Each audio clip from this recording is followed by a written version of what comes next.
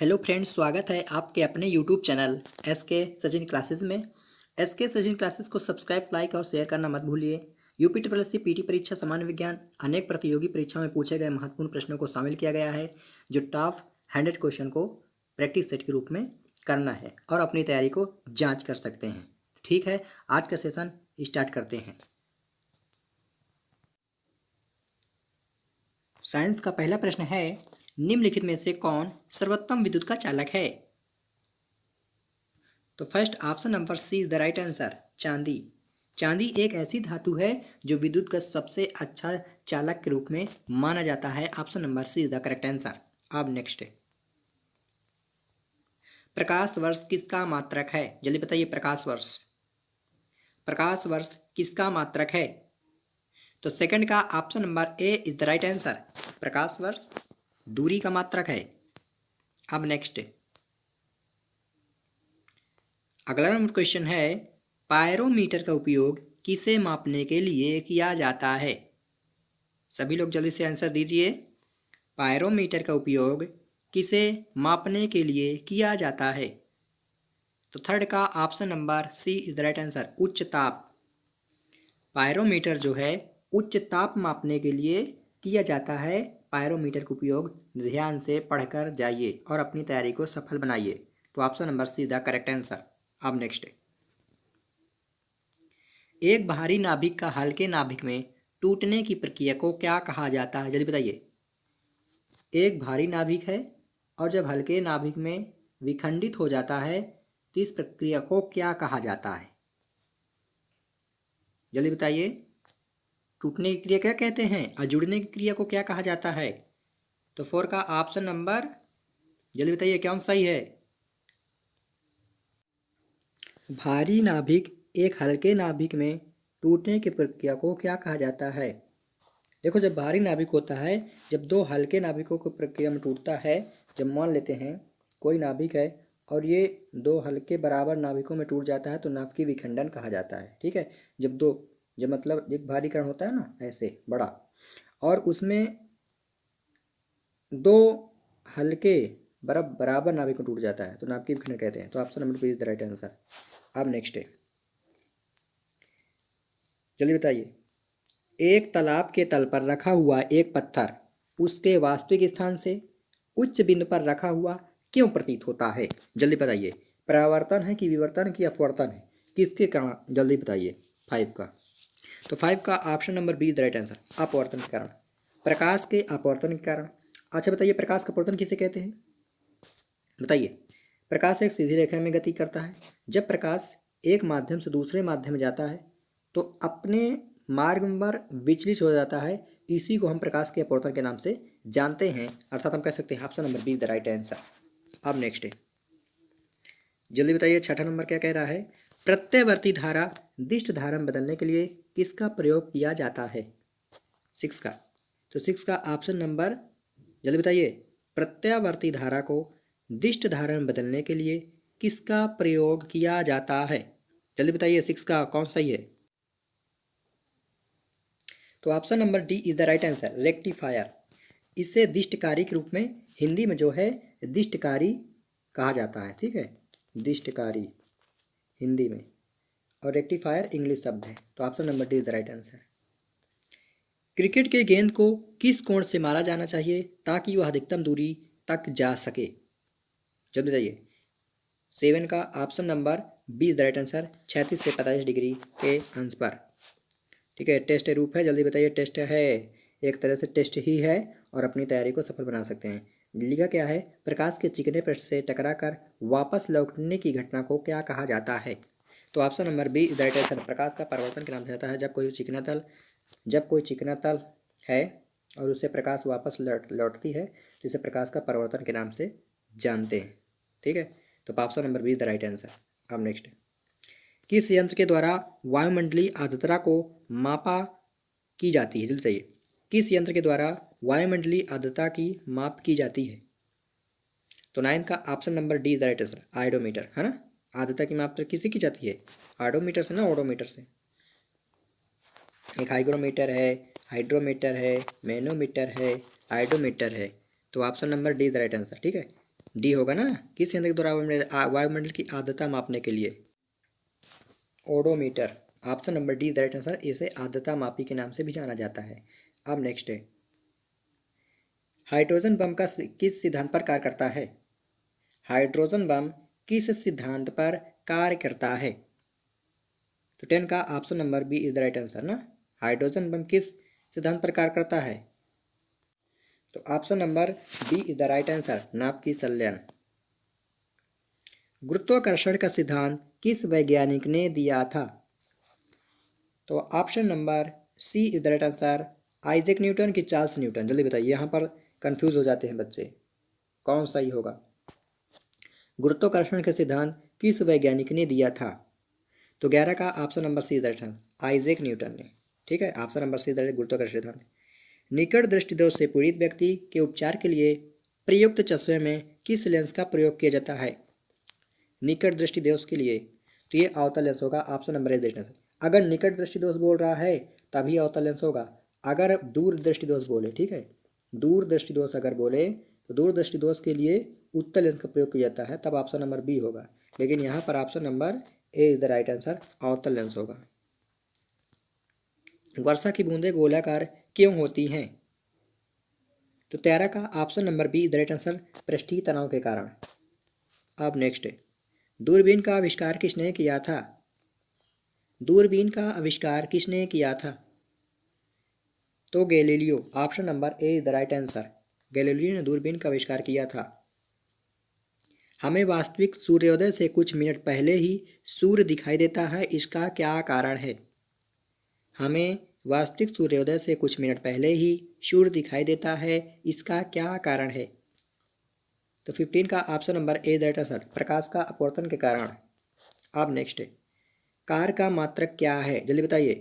16 का कार्य का मात्रक क्या है? तो कार्य का मात्रक जूल है, option number A is the right answer. कार्य का मात्रक क्या है? जूल है। बिजली के बल्ब का फिलामेंट किस तत्व का बना होता है? तो option number D is the right answer, tungsten. बिजली के बल्ब का फिलामेंट टंगस्टन का बना होता है, option number D is the right answer. Pressure cooker में खाना जल्दी क्यों पकता है? प्रेशर कुकर में खाना जल्दी क्यों पक जाता है? वेरी मोस्ट इंपॉर्टेंट क्वेश्चन है, ठीक है। और आपके एग्ज़ाम में इसमें से एक क्वेश्चन आएगा ही आएगा, ये जरूर लिख कर लेना। प्रेशर कुकर में खाना जल्दी क्यों पकता है? तो 18 का option number C the right answer, पानी कम दाब के कारण जल्दी उबलने लगता है, option number C the right answer. अब नेक्स्ट, निम्नलिखित में से किस माध्यम से होकर ध्वनि नहीं गुजर सकती? जल्दी बताइए, निम्नलिखित में से किस माध्यम से होकर ध्वनि नहीं गुजर सकती? तो 19 का option number A is the right answer, निर्वात। ठीक है। अब नेक्स्ट, किस यंत्र के द्वारा भूकंप की तीव्रता की माप की जा सकती है? भूकंप की तीव्रता की माप की जाती है, तो भूकंप की तीव्रता किससे मापी जाती है? तो 20 का option number A is the right answer, reactor पैमाने से। ठीक है, रिएक्टर पैमाना एक ऐसा पैमाना होता है जिससे भूकंप की तीव्रता की माप की जाती है, option number A the correct answer. अब नेक्स्ट है, पानी में डूबी हुई एक छड़ी किसके कारण मुड़ी हुई प्रतीत होती है? पानी में डूबी हुई एक छड़ है, वो मुड़ी हुई प्रतीत होती है, तो वह किसके कारण होती है? तो 21 का option number C the right answer, प्रकाश का अपवर्तन, option number C is the right answer. ठीक है, प्रकाश के अपवर्तन के कारण। निम्नलिखित में से कौन सा ऊष्मा का सर्वोत्तम चालक है? निम्नलिखित में से कौन सा ऊष्मा का सर्वोत्तम चालक है? 22 का option number B the right answer, पारा, option number B the correct answer. पारा जो है ऊष्मा का सबसे अच्छा सुचालक है। न्यूट्रॉन की खोज किसने किया था? जल्दी बताइए, न्यूट्रॉन की खोज किसने किया था? न्यूट्रॉन की खोज किसने किया था? ईटा परनाच। देखो यहाँ पर इलेक्ट्रॉन की खोज जे टॉमसन, इलेक्ट्रॉन की खोज जे सैमसन। ठीक है, प्रोटॉन की खोज रदरफोर्ड और न्यूट्रॉन की खोज चैडविक ने। ठीक है, ये हमारा सूत्र है, इससे हम याद कर सकते हैं। यहाँ पर दिया है न्यूट्रॉन की खोज किसने किया था, तो न्यूट्रॉन की खोज चैडविक ने किया था, option number C the right answer. 23 का option number C is the right answer. अब नेक्स्ट, विद्युत धारा का एसआई मात्रक क्या है? तो 24 का option number A is the right answer. विद्युत धारा का SI मात्रक एम्पियर है, ठीक है। और यहाँ पर प्रतिरोध किसका मात्रक है? ओम का, ठीक है। जूल कार्य है, कार्य जूल ये कार का मात्रक है, ओम प्रतिरोध का मात्रक है, एम्पियर विद्युत धारा का मात्रक है, ठीक है। अब नेक्स्ट, एक दंत चिकित्सक द्वारा रोगी के दांतों का परीक्षण करने के लिए किस दर्पण का प्रयोग किया जाता है? बताइए, किस लेंस का उपयोग किया जाता है? यहाँ पर लेंस होना चाहिए ना, जल्दी बताइए। 25 का तो option number B the right answer, दर्पण, अवतल दर्पण का प्रयोग किया जाता है, ठीक है। अब नेक्स्ट, यहाँ पर देखो क्या कह रहा है, वनस्पति संवर्धन से संबंधित विज्ञान की शाखा को कहते हैं। यहाँ पर कुछ 25 मोस्ट इंपॉर्टेंट हैं जो जीव विज्ञान के क्वेश्चन सम्मिलित कर दिए गए हैं, ठीक है, 25 क्वेश्चन। तो बताइए, वनस्पति संवर्धन से संबंधित विज्ञान की शाखा को क्या कहा जाता है? तो horticulture, option number B is the correct answer. क्या? Horticulture, option number B is the correct answer. अब नेक्स्ट, स्पार्मोलॉजी में किसका अध्ययन किया जाता है? स्पार्मोलॉजी में किसका अध्ययन किया जाता है? तो 27 का जल्दी बताइए, option number B is the right answer, बीज का, ठीक है। अब नेक्स्ट, एंगस्ट्रोलॉजी में किसका अध्ययन किया जाता है? तो एंगस्ट्रोलॉजी में घासों का अध्ययन किया जाता है, option number A is the correct answer. अब नेक्स्ट, पोडोलॉजी में किसका अध्ययन किया जाता है? पोडोलॉजी में option number A the right answer, भूमि का अध्ययन किया जाता है, option number A the correct answer. नाम देने वाले विज्ञान कहलाता है, नाम देने वाले विज्ञान कहलाता है। तो 30 का option number B the right answer, वार्गिकी, ठीक है, option number B the correct answer. बरगद के पेड़ के तने से लटकने वाली मोटी जड़ें क्या कहलाती हैं? जो बरगद के पेड़ होते हैं ना, उसमें मोटी मोटी जड़ें लटकती रहती हैं, उन्हें की क्या कहा जाता है? स्तंभ मूल, क्या कहा जाता है? स्तंभ मूल, option number C the correct answer. पेड़ में निम्नलिखित में से कौन सा हमेशा रहता है? पत्ती, जड़, कलिका, टहनियाँ। तो जड़, जड़ जो है हमेशा रहता है।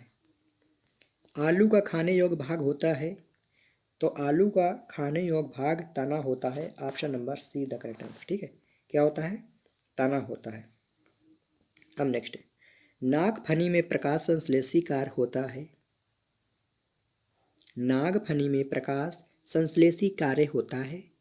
तो 34 का option number B the right answer, पर्णकाय स्तंभ द्वारा। अब नेक्स्ट, निम्नलिखित में से कौन एक तना है? यहाँ बताना है, निम्नलिखित में कौन एक तना है? तो तना क्या है? आलू। तो खाने वाला भाग क्या होता है? आलू का तना ही होता है, तो option number C is the correct answer. आलू भूमिगत रूपांतरित तना होता है, जिसे कहा जाता है। तो 36 का option number D is the right answer, कंद कहा जाता है। क्या कहा जाता है? कंद। हल्दी के पौधों का खाने योग्य हिस्सा कौन सा होता है? हल्दी के पौधों का खाने योग्य हिस्सा कौन सा होता है? तो 37 का ऑप्शन नंबर बी, प्रकंद। प्रकंद कहा जाता है उसे, ठीक है। कंद किसे कहते हैं? आलू को, और प्रकंद हल्दी। अदरक क्या है? अदरक क्या है ये हमको बताना है। अदरक, तो अदरक को राइजोम के नाम से जानते हैं, ठीक है। Option number A the correct answer, rhizome. प्याज किसका परिवर्तित रूप है? प्याज किसका परिवर्तित रूप है? तो 39 का ऑप्शन नंबर सी द, तना को प्याज कहा जाता है, ठीक है। अब आलू भी तना होता है, प्याज किसका परिवर्तित रूप है? तना को। वे पौधे जिनमें कभी पुष्प नहीं बनते क्या कहलाता है? तो उन्हें क्रिप्टोगेम्स कहते हैं। क्या कहते हैं? क्रिप्टोगेम्स। वे पौधे जिनमें कभी पुष्प नहीं बनते वो क्रिप्टोगेम्स कहलाते हैं। Option number A is the correct answer. अब नेक्स्ट है, संसार का सबसे बड़ा पुष्प किसके द्वारा उत्पन्न होता है? जल्दी से आंसर दीजिए कि संसार का सबसे बड़ा पुष्प किसके द्वारा उत्पन्न होता है? तो 41 का option number B the right answer, Rafflesia. Rafflesia के द्वारा संसार का सबसे बड़ा पुष्प उत्पन्न होता है, ठीक है। संसार का सबसे छोटा पुष्प कौन सा है? उसे कहते हैं वुल्फिया। वुल्फिया संसार का सबसे छोटा पुष्प माना जाता है। जीवन चक्र की दृष्टि से पौधे का सबसे महत्वपूर्ण अंग कौन सा है? जीवन चक्र की दृष्टि से पौधे का सबसे महत्वपूर्ण अंग पुष्प है। क्या है? पुष्प है। Option number C the correct answer. कौन सा एक जीवित जीवाश्म कहलाता है? तो option number B is the right answer, ginkgo. अब नेक्स्ट, दमा एवं खांसी के रोगों में काम आने वाली औषधि इपेड्रिन किससे प्राप्त की जाती है? तो 45 का ऑप्शन नंबर डी इज इफेंड्रा, इफेंड्रा। ठीक है। ऑक्सीजन है, तो ऑक्सीजन क्या है? एंजाइम है। Option number C is the right answer. Oxygen एक एंजाइम है। जैव प्रक्रम के अंतर्गत कौन आता है? जैव प्रक्रम के अंतर्गत पोषण, उत्सर्जन, श्वसन सभी कौन आते हैं? जल्दी बताइए जैव प्रक्रम के अंतर्गत। तो 47 का जल्दी बताइए कौन सही है? डी है। क्या है? सभी है ना। जैव प्रक्रम है भाई, पोषण है जैव प्रक्रम, उत्सर्जन जैव प्रक्रम, श्वसन जैव प्रक्रम। भाई श्वास बार बार लेते हैं, उत्सर्जित बार बार करते हैं, पोषण हम बार बार करते हैं, तो जैव प्रक्रम क्या कहलाता है? Option number D is the right answer. गोबर छत्ता किसके अंतर्गत आता है? तो मृतजीवी। Option number A is the right answer. वायुमंडल में सामान्यतः CO2 पाया जाता है, तो CO2 option number D 0.03% CO2 पाया जाता है वायुमंडल में। ठीक है। अगर हम बात करें नाइट्रोजन, तो नाइट्रोजन 78%, ऑक्सीजन 21%, कार्बन डाइऑक्साइड 0.03% पाया जाता है। छाया में पनपने वाले पौधों को क्या कहते हैं? जो छाया में पनपनते हैं, छाया में उगते हैं, उन पौधों को सियोका के नाम से जानते हैं। Option number C is the right answer, जिसे सियोकाइट्स भी कहा जाता है। तो option number C is the right answer. अब नेक्स्ट, वह तापमान जिसका पाठ्यक्रम फ़ारेनहाइट और सेल्सियस दोनों पैमाने पर समान रहता है, ये हमको बताना है। तो 51 का option number B is the right answer, -40 degree Celsius एक ऐसा पाठ्यांक है जब फ़ारेनहाइट और सेल्सियस ये दोनों पैमाने पर समान रहता है। ठीक है। अब नेक्स्ट है, बादल किस कारण वायुमंडल में तैरते हैं? बादल जो तैरते हैं हमको दिखाई देते हैं, वो बादल किस कारण वायुमंडल में तैरते रहते हैं? तो 52 का option number B is the right answer, निम्न घनत्व के कारण बादल जो है वायुमंडल में तैरते हैं। धातु भट्टियों के अंदर के तापमान को मापने के लिए सबसे उपयुक्त यंत्र कौन सा है? ये हमको बताना है।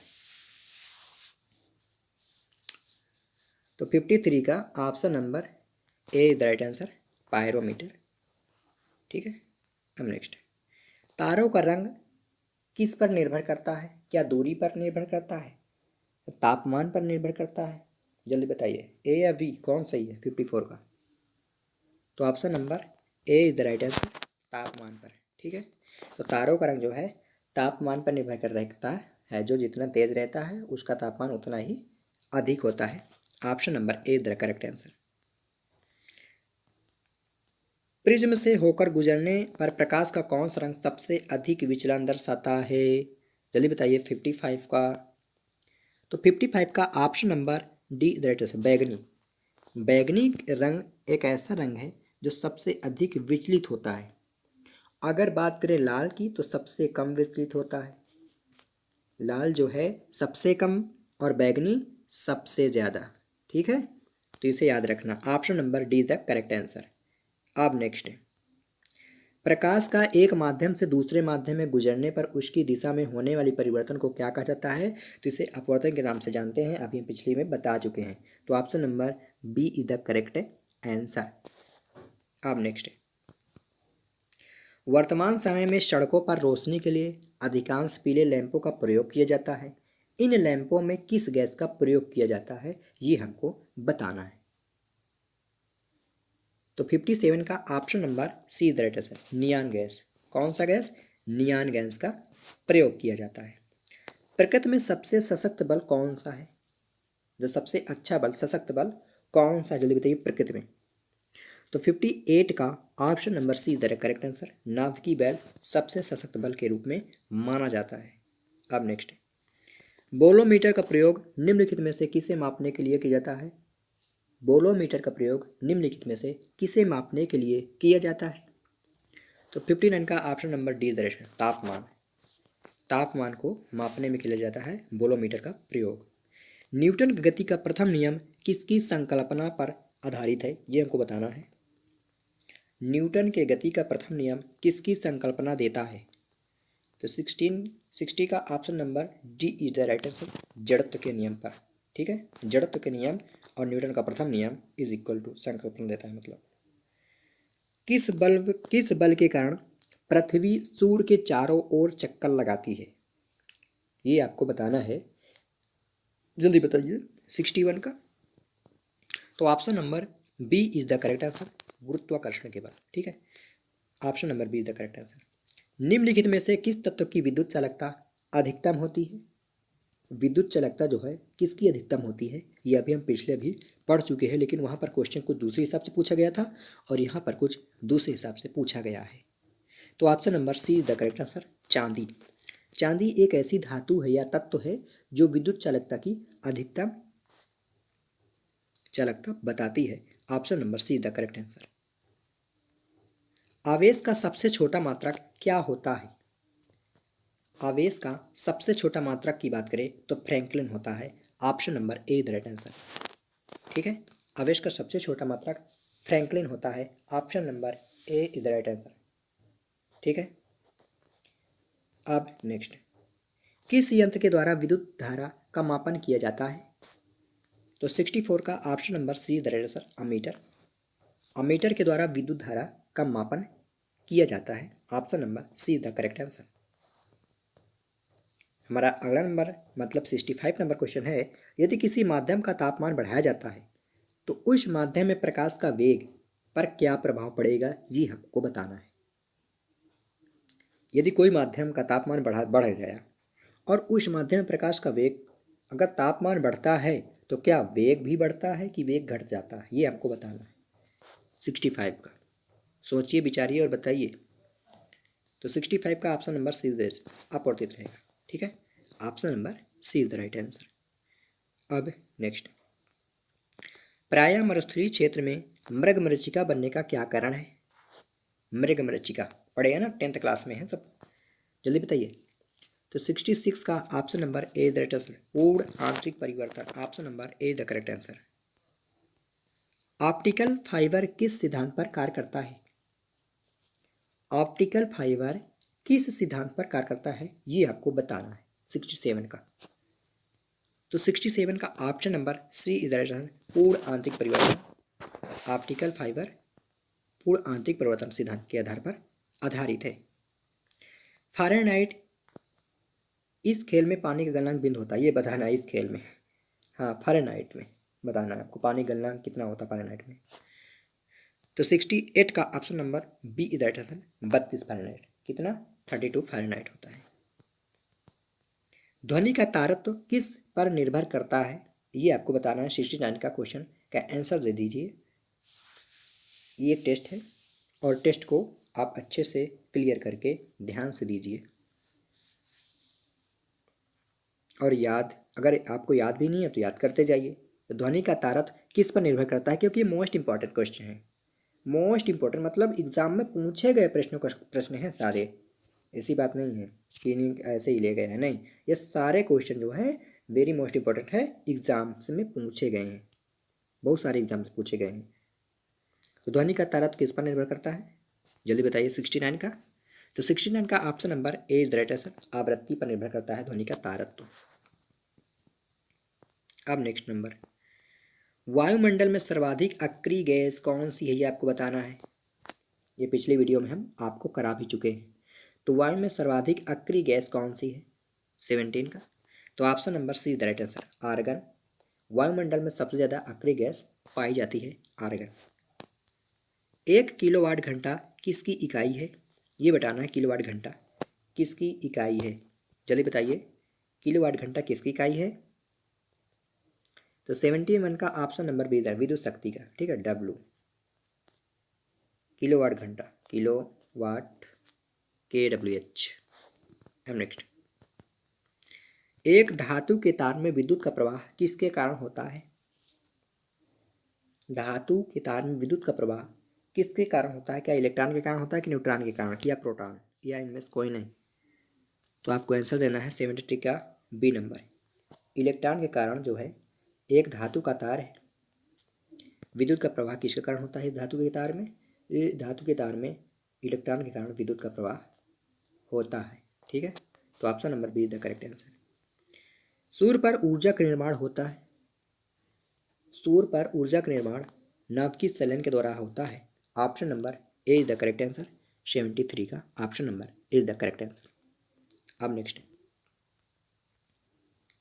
एंगस्ट्रॉम के द्वारा किसकी माप की जाती है? एक एंगस्ट्रॉम बराबर कितना होता है? 10⁻⁻10 मीटर होता है ना, या 10⁻+10 मीटर होता है। एक एंगस्ट्रॉम बराबर 10⁻+10 मीटर। एक एंगस्ट्रॉम किसके द्वारा मापी की जाती है? जल्दी बताइए 74 का। तो option number C the right answer. Angstrom जो है तरंग दैर्घ्य द्वारा मापी जाती है। Option number C the correct answer. आकाश का रंग नीला क्यों होता है? आकाश का नीला क्यों होता है? तो आकाश का नीला प्रकाश के परावर्तन के कारण होता है ना, तो ऑप्शन नंबर नहीं, प्रकीर्णन के कारण होता है। किसके कारण? क्योंकि बैगनी और नीले रंग का प्रकाश का प्रकीर्णन सबसे अधिक होता है। बात करें बैगनी रंग और नीला रंग, इन दोनों प्रकाश का जो रंग होता है इनका प्रकीर्णन सबसे अधिक होता है, इसीलिए प्रकाश का प्रकीर्णन आकाश का रंग नीला दिखाई देता है। Option number B is the correct answer. अब नेक्स्ट, निम्नलिखित में से किस स्थान पर गुरुत्वीय त्वरण का मान शून्य होता है? ध्रुवों पर या भूमध्य रेखा पर? जल्दी बताइए कौन सही होगा 76 का, या पृथ्वी केंद्र पर? तो 76 का option number D is the correct right answer. पृथ्वी के केंद्र पर गुरुत्वीय त्वरण का मान, जो गुरुत्वीय त्वरण जी का मान होता है वो 0 होता है पृथ्वी के केंद्र पर। ठीक है, लोलक घड़ी या गर्मियों में सुस्त क्यों हो जाती हैं? 77 का जल्दी से बताइए कि लोलक घड़ियाँ गर्मियों में सुस्त क्यों हो जाती है? तो 77 का option number C is the correct answer. लोलक की लंबाई बढ़ जाती है। घड़ी के स्प्रिंग में कौन सी ऊर्जा भंडारित होती है? ये आपको बताना है 78 का। तो 78 का option number B is the correct answer. रासायनिक ऊर्जा है ना, नहीं स्थिर ऊर्जा होगी। क्या होंगी? स्थिर ऊर्जा। Option number B is the correct answer. घड़ी के स्प्रिंग में जो है स्थिर ऊर्जा का भंडारित होता है, स्थिर ऊर्जा भंडार रहता है किसमें? घड़ी के स्प्रिंग में। 78 का option number B is the correct answer. निम्नलिखित में से किसका प्रयोग स्नेहक के रूप में किया जाता है? 79 का उत्तर दीजिए जल्दी से। निम्नलिखित में से किसका प्रयोग स्नेहक के रूप में किया जाता है? Option number A graphite, cuprite, hematite और क्रायोलाइट। तो इसमें से कौन सा सही आंसर होगा? जल्दी बताइए कौन सा सही उत्तर होगा इसमें 79 का? तो ग्रेफाइट होगा। Option number A is the correct answer. अब नेक्स्ट है, सड़क पर चलती हुई किसी बैलगाड़ी की पहिए की गति का उदाहरण बताइए। अगर सड़क पर चल रही है, सीधी बैलगाड़ी है, वो गति है, पहिए की गति का उदाहरण बताइए। दोलन या घूर्णन गति होगा कि दोलन स्थानांतरित गति होगा? स्थानांतरित या घूर्णन गति होगा या केवल स्थानांतरित गति होगा? 80 का। दो गति होंगी इसमें, स्थानांतरित और घूर्णन गति। मतलब पहिए जो सड़क पर चल रही है, एक स्थान से दूसरे स्थान पर जा रही है, इस स्थान पर थी और इस स्थान पर पहुंच गई, तो स्थानांतरण हुआ भी और पहिया घूम भी रहा है, ऐसे ऐसे घूम रहा है, तो ये घूर्णन गति भी हो गया। अर्थात हम कह सकते हैं option number C is the correct answer. स्थानांतरित गति और घूर्णन गति दोनों है इसमें। ठीक है, 81 नंबर क्वेश्चन है, किसी वस्तु का आवर्धित और आभासी प्रतिबिंब प्राप्त करने के लिए किस दर्पण का प्रयोग किया जाता है? ये आपको बताना है। उत्तर या अवतल? जल्दी बताइए, जल्दी बताइए कौन सा आभासी और आवर्धित प्रतिबिंब प्राप्त करने के लिए किस दर्पण का प्रयोग किया जाता है? तो option number B is the right answer, अवतल दर्पण। ठीक है, अब नेक्स्ट है, रॉकेट किस सिद्धांत पर कार्य करता है? रॉकेट किस सिद्धांत पर कार्य करता है, ये आपको बताना है। तो रॉकेट जो है संवेग के संरक्षण पर आधारित है। Option number C the right answer. एक सेल के विस्फोट के बाद अनेक टुकड़े विभिन्न दशाओं में गति करते हैं, इस दशा में किसका संरक्षण होता है? ये आपको बताना है। जल्दी बताइए 83 का।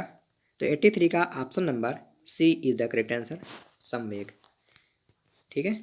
अब नेक्स्ट है, गति का द्वितीय समीकरण किनके बीच संबंध स्थापित करता है, ये हमको बताना है। जल्दी बताइए, गति का प्रथम नियम, द्वितीय समीकरण और तृतीय समीकरण। प्रथम समीकरण क्या है, v बराबर यू प्लस ए टी, है ना, v बराबर यू प्लस ए टी। दूसरा नंबर क्या है, v बराबर U T plus half A T square, यही है ना। जल्दी बताइए, गति का द्वितीय समीकरण हमको बताना, ये प्रथम समीकरण है। द्वितीय समीकरण क्या है गति का, जल्दी बताइए। तो 84 का जो होगा ऑप्शन नंबर बी होगा, स्थिति और समय। मतलब हम कह सकते हैं गति का जो द्वितीय समीकरण है, तो गति का द्वितीय समीकरण जो है s बराबर U T plus half A T square है, ठीक है। s बराबर U T plus half A T square. तो 84 का option number B is the correct answer का, स्थिति और समय, ठीक है। लोहे की एक कील पारे में क्यों तैरती है जबकि वह पानी में डूब जाती है। लोहे की एक कील पारे में क्यों तैरती है जबकि वह पानी में डूब जाती है, क्योंकि पानी का घनत्व जो है ज़्यादा होता है। क्या, पानी का घनत्व ज़्यादा होता है, इसलिए वह डूब जाती है। तो 85 का option number B is the right answer, क्योंकि लोहे का घनत्व पानी से अधिक तथा पारे से कम होता है।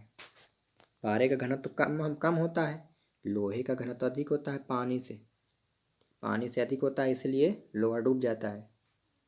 पानी का घनत्व अधिक होता है लोहे से, इसीलिए वह कील डूब जाती है, लेकिन पारे से कम होता है, इसलिए वह तैरता रहता है पारे में। तो option number B the correct answer हो जाएगा। बल गुणे विस्थापन किसे के, बल गुणे विस्थापन, बल और विस्थापन के गुणनखंड को क्या कहते हैं। बल और विस्थापन के गुणनफल को क्या कहा जाता है। बल गुणे बल के स्थान विस्थापन, जल्दी बताइए 86 का। तो option number D is the right answer, कार्य। बल गुणे बल के स्थान विस्थापन कार्य कहलाता है, option number D is the correct answer. यहाँ पर एक क्वेश्चन है, 750 वाट की एक विद्युत वॉशिंग मशीन का प्रयोग प्रतिदिन 4 घंटे के लिए किया जाता है। एक दिन में मशीन द्वारा उपयोग की गई ऊर्जा क्या होगी, ये आपको बताना है। जल्दी बताइए। तो वाट गुणे घंटा गुणे समय, ये होता है ना। इसका फार्मूला क्या होता है, ऊर्जा बराबर क्या होता है इसका फार्मूला, U बराबर वाट गुणा घंटा बटा 1000, यही होता है ना, ये है। तो 750 वाट हुआ, 4 घंटा हुआ। कह रहा 750 वाट की एक विद्युत वॉशिंग मशीन का उपयोग प्रतिदिन 4 घंटे के लिए किया जाता है। एक दिन में गुणा, एक दिन में करना है तो गुणा 1 करना है, अगर 2 दिन में करना है तो गुणा 2 करना है, बाई 1000 का हमको भाग दे देना है। ये कट जाएगा, ये 25 आया और 25 3 75 हुआ, ठीक है। तो 3 यूनिट आया, कितना आया, 3 यूनिट। तो 87 का option number A is the right answer, 3 unit आया, option number is the correct answer. 3 unit जो है ऊर्जा व्यय होगी। यदि बल लगाने पर कोई कार्य ना हो तो बल तथा विस्थापन के बीच कोण क्या होगा, ये आपको बताना है। तो 88 का option number C is the right answer, 90 अंश, ठीक है। सब फिजिक्स के क्वेश्चन है, सॉल्व करने पड़ते हैं। एक आदर्श वोल्ट मीटर की प्रतिरोधकता कितनी होगी, ये आपको बताना है। प्रतिरोधकता पूछ रहा है, ठीक है, रो का मत पूछ रहा है आपसे। एक आदर्श वोल्ट मीटर की प्रतिरोधकता कितनी होती है। तो 89 का option number B is the correct answer, अनंत होती है, ठीक है। एक आदर्श वोल्ट मीटर की प्रतिरोधकता जो है अनंत होती है, option number B is the correct answer.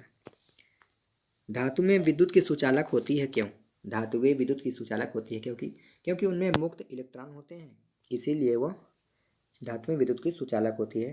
तो 90 का option number is the right answer, उनमें मुक्त इलेक्ट्रॉन होते हैं, ठीक है।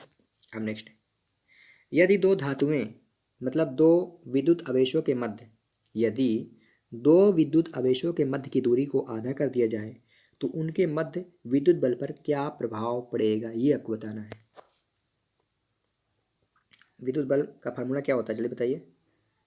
F बराबर 1/4 pi epsilon naught Q1 Q2 upon R square, ये फार्मूला होता है ना विद्युत बल का। अब कह रहा है इनकी दूरी को आधा कर दिया, मतलब आर स्क्वायर बाई 2 कर दिया जाए, तो उसके क्या प्रभाव पड़ेगा, 2 गुना हो जाएगा, 4 गुना हो जाएगा, आधा हो जाएगा या परिवर्तित रहेगा, ये आपको बताना है। सॉल्व करने के बताइए जल्दी से। इसका फार्मूला हम बता दिए हैं। तो 91 का option number C is right answer, 4 गुना होगा, ठीक है, क्योंकि 1/2 आधा होगा, यहाँ पर 1/8 ऊपर हो जाएगा, जिससे 2 चौको 8, 4 गुना आ जाएगा। Option number C the correct answer. जब कांच की छड़ को रेशम से रगड़ा जाता है तो कांच की छड़ पर क्या प्रभाव पड़ता है, उसके इलेक्ट्रॉन धनावेशित हो जाता है, भाई इलेक्ट्रॉन उसमें चले जाते हैं। जल्दी बताइए। तो 92 का option number B is answer, छड़ धनावेशित हो जाती है, क्योंकि छड़ के जो इलेक्ट्रॉन होते हैं वो रेशम में चले जाते हैं। छड़ की को रेशम से रगड़ जाता है तो छड़ के जो इलेक्ट्रॉन होते हैं वो रेशम में चला जाता है, इसलिए छड़ धनावेशित हो जाती है। तो option number B the correct answer हो जाएगा। Option number B the right answer. अब नेक्स्ट है, पनडुब्बी में किस यंत्र का प्रयोग समुद्र से ऊपर की वस्तुओं को देखने के लिए किया जाता है, ये आपको बताना है। पनडुब्बी में किस यंत्र का प्रयोग समुद्र से ऊपर की वस्तुओं को देखने के लिए किया जाता है। तो 93 का option number D is answer, periscope.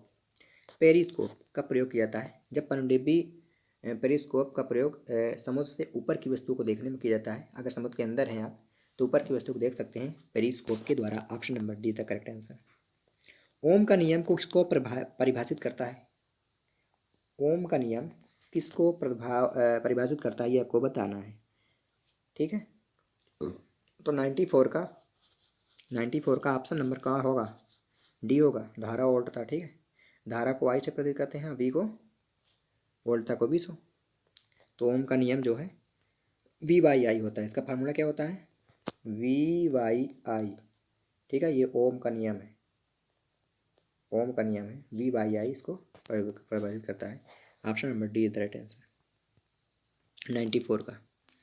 अब नेक्स्ट है, किसी चालक के सिरों के बीच विभवांतर उसमें बहने वाली धारा के समानुपाती होता है, इसका किसका नियम है, ये आपको बताना है कि किसी चालक के सिरों के बीच विभवांतर V उसमें बहने वाली धारा I के समानुपाती होता है, तो ये हमारा ओम का नियम कहलाता है। Option number A is the right answer, ठीक है।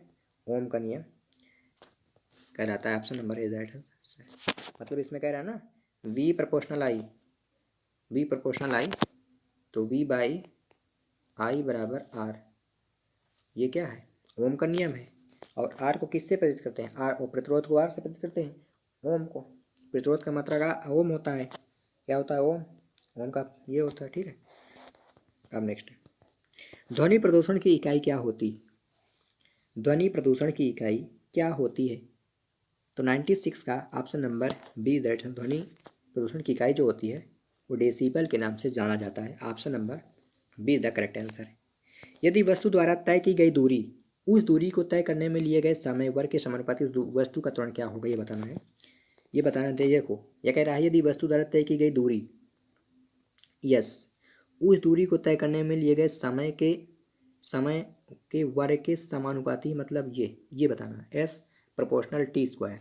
तो उस वस्तु का त्वरण A बताना है, हमको A बताना है। तो S बराबर UT प्लस हाफ AT², क्या होगा फार्मूला, S बराबर UT प्लस हाफ AT², ये फार्मूला लगेगा। S बराबर UT प्लस हाफ AT²। भाई त्वरण ज्ञात करना है, त्वरण हमको ज्ञात करना है, तो उस वस्तु का त्वरण क्या कहेगा ये आपको बताना है। तो घटेगा, क्या कहेगा, घटेगा। Option number C the right answer, solve कर लेना। निम्नलिखित में से कौन एक अदिश राशि है, ये बताना है। तो 98 का ऑप्शन नंबर ए एक राइट आंसर। वेग क्या है, अदिश राशि है। अदिश राशि में केवल देखो, सदिश राशि में दिशा और परिमाण, सदिश राशि की बात करें, सदिश राशि में दिशा और परिमाण दोनों होते हैं, लेकिन अदिश राशि में केवल परिमाण होता है, दिशा नहीं होता। तो क्या वेग का कोई दिशा नहीं है, लेकिन गति का दिशा और परिमाण दोनों है। बल गुण बल गुणे बल की विस्थापन, बल गुण को टाउ से प्रस्तुत किया जाता है, टाउ, ठीक है। पत्थर को ठोकर मारने पर व्यक्ति को चोट लगने का क्या कारण है, ये आपको बताना है। 99 क्वेश्चन है, ये सारे क्वेश्चन इम्पॉर्टेंट है, मोस्ट इम्पॉर्टेंट है, इम्पॉर्टेंट नहीं, मोस्ट इम्पॉर्टेंट है। और ये जो क्वेश्चन हम आपको करा रहे हैं ना, ये कई बार एग्ज़ाम्स में पूछे जा चुके हैं। ये मत सोचना कि ये प्रश्न ऐसे ही ले आए हैं, ये एग्ज़ाम्स में पूछे गए प्रश्न को शामिल किया गया है आज के टॉप 100 क्वेश्चन। तो पत्थर को ठोकर मारने पर व्यक्ति को चोट लगने का क्या कारण है? तो 99 का option number C is right, जड़त्व। ठीक है, अगर पत्थर कोई व्यक्ति है, अगर उसको ठोकर मारते हैं तो उसे चोट लगने का कारण है, तो 99 का option number C is right, जड़त्व। और आज का हमारा लास्ट क्वेश्चन है, निम्नलिखित में से किस यंत्र का प्रयोग वायु दाब को मापने के लिए किया जाता है? वायु दाब मापी, इसे हिंदी में कहते हैं वायु दाब को मापने के लिए वायु दाब मापी बोलते हैं। क्या कहते हैं? वायु दाब मापी। ठीक है, वायु दाब मापी का प्रयोग किया जाता है। तो 100 का ऑप्शन नंबर है एनीमोमीटर। क्या कहते हैं? Anemometer. Option number C is the right answer. Anemometer के नाम से जाना जाता है, जो वायु दाब को मापने के लिए उपयुक्त मानी जाती है। तो 100 का option number A is right answer. अगर आपको हमारा वीडियो पसंद आए तो प्लीज़ चैनल को सब्सक्राइब, लाइक और शेयर करना मत भूलिए। कुछ क्वेश्चन हैं फिजिक्स के थे जो सॉल्व करने योग्य थे। ठीक है, लेकिन ये क्या है, एक तरह से जी के क्वेश्चन है। ठीक है, एक तरह से जनरल नॉलेज ही है, लेकिन हाँ विज्ञान के हैं, तो इनको याद करना ज़रूरी होता है, क्योंकि सॉल्व अगर करेंगे तो सॉल्व करने में बहुत टाइम लगता है। सॉल्व करोगे पहले 1 मिनट, एक 2 मिनट, 1.5 मिनट, 3 मिनट सॉल्व करने में ही चला जाएगा, नष्ट हो जाएगा समय। और टाइम मिलता है कॉम्पिटिटिव एग्ज़ाम में केवल 0.5 मिनट, मतलब आधा मिनट ही टाइम मिलता है। किसी एग्ज़ाम में 0.25 मतलब समझ लो 0.25 मिनट ही टाइम मिलता है। अगर आपको ये वीडियो आपको पसंद आई हो तो प्लीज़ चैनल को सब्सक्राइब कर लीजिए ना भाई, क्यों देर कर रहे हैं आप? सब्सक्राइब करिए, लाइक करिए और शेयर करिए। ठीक है, तो पुनः मिलते हैं आपको नेक्स्ट वीडियो में। तब तक के लिए जय हिंद, वंदे मातरम, जय श्री कृष्ण।